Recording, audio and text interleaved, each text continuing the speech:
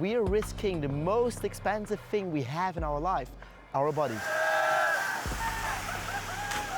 And in this moment, you're feeling the strongest human alive, you know? It's euphoric. Yeah. There's no feeling like it.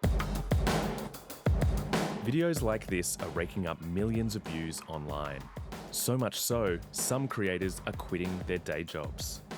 It's time to send it again. Let's go!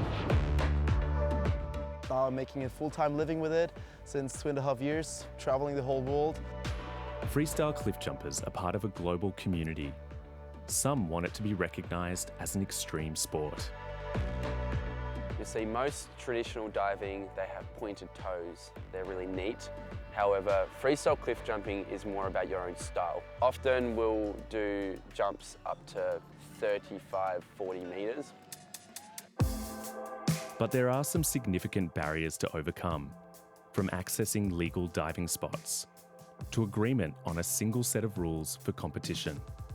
Freestyle cliff jumping is still in the grey area. There are a few bodies that hold competitions. However, there's no governing body that sees everything.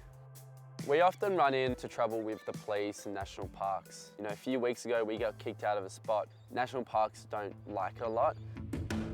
Lots of people ask me how, we do safety.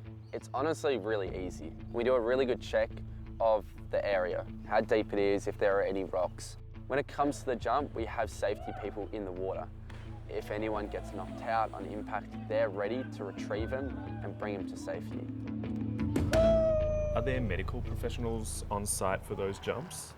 Some people will get it if there's a really special jump, but 98% of the time there isn't.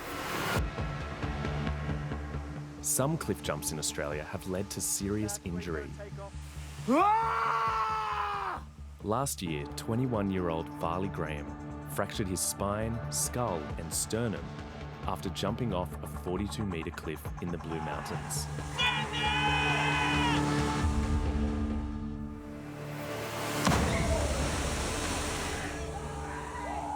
I remember dragging myself out.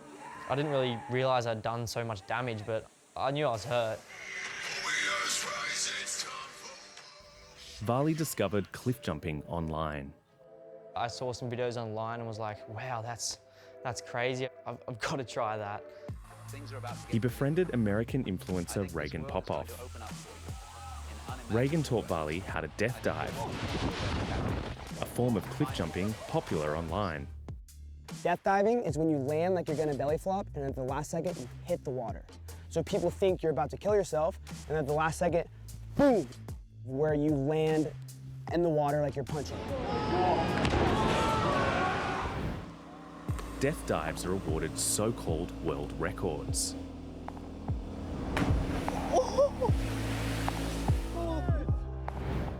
Often for reaching new heights, or when combined with freestyle moves in the air. We are at the top of 25. I set an Australian record at 25 metres.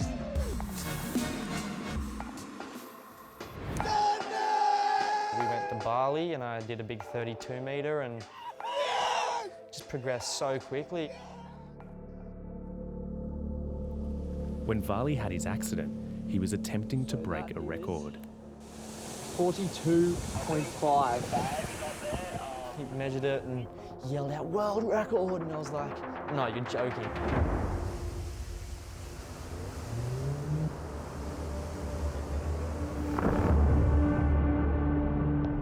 Hey guys, little update, I'm still alive.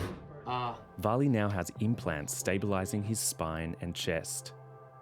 While documenting his recovery online, he discovered that other cliff jumpers had suffered injuries too.